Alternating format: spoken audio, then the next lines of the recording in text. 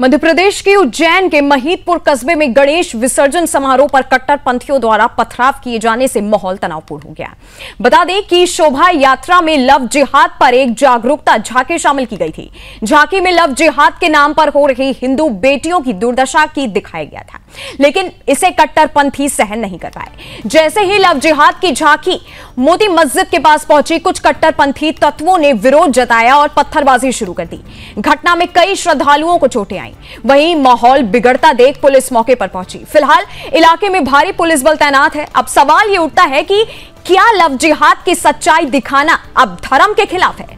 क्या हम अपनी बेटियों की रक्षा के लिए आवाज भी नहीं उठा सकते?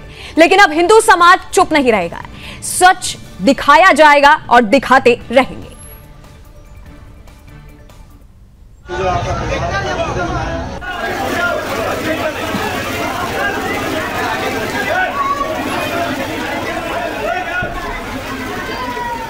इसी खबर में आगे बढ़ते हैं। हमारे साथ मध्य प्रदेश के bureau in chief Ram Swaroop Sharma जुड़े। राम स्वरूप जी, आपको आवाज आ रही है मेरी? बिल्कुल बिल्कुल सुन पा रहा हूं जी आपको।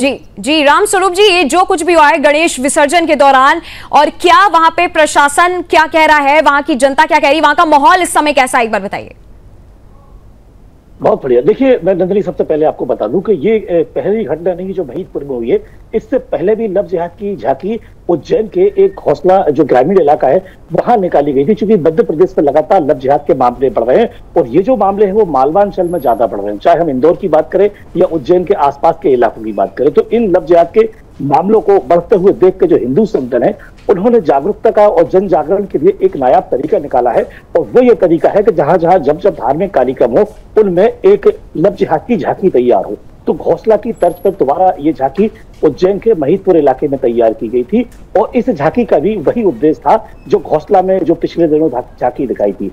उस झांकी के ऊपर ही पथराव हुआ था और एक बड़ा बवाल जिहादियों ने काटा था। और ठीक उसी तर्ज पर अब जब ये दूसरी बार ये इस तरह का जब आयोजन हुआ था महिदपुर में, इसमें भी जिहादियों ने बवाल काटा और जमकर पथराव किया। इसमें कुछ हिंदू श्रद्धालुओं को गंभीर चोटें आई हैं और कई सारे जो लोग हैं उनको तितर बितर करने के लिए पुलिस ने हल्का बल प्रयोग किया और काफी संख्या में पुलिस बल इस समय वहां मौजूद है।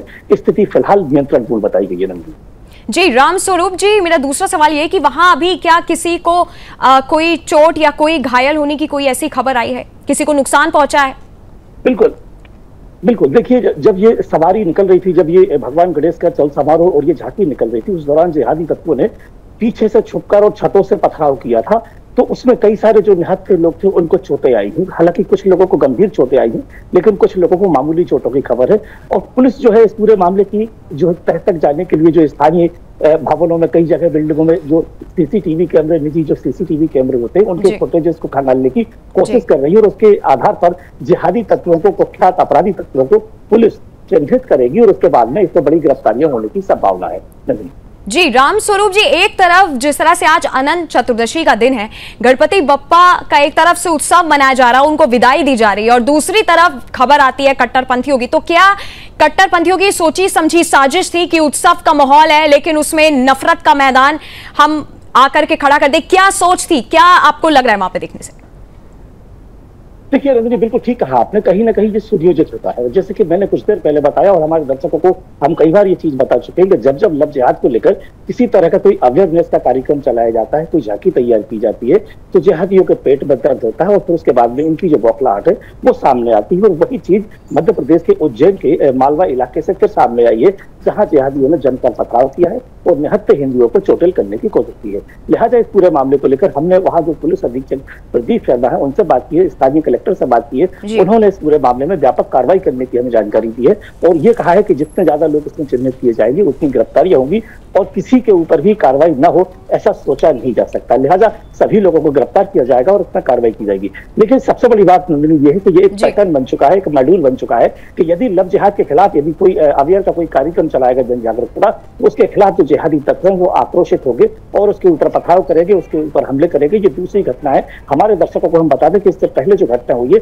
वो उज्जैन के ही इलाके से जो हौसला ग्रामीण इलाका है वहां भी लव जिहाद की झांकी तैयार की गई थी, उसने भी पथराव किया था और ठीक उसी तर्ज पर अब ये जो पथराव है वो महिदपुर की झांकी के ऊपर किया गया है। तो ये एक मॉड्यूल निकल कर आया है। मुझे लगता है कि उज्जैन से पूरे देश के जिहादियों को, जिहादी तत्वों ने एक संदेश देने की कोशिश की है कि यदि लव जिहाद के खिलाफ कोई अवेयरनेस का, कोई जागरूकता का प्रोग्राम चलाया जाता है तो उसे कुचलने की कोशिश की जाए और उनके ऊपर पथराव किया जाए। तो इस तरह की एक सोची समझी रणनीति हो सकती है। बिल्कुल पका हुआ सवाल था नंदनी आपका।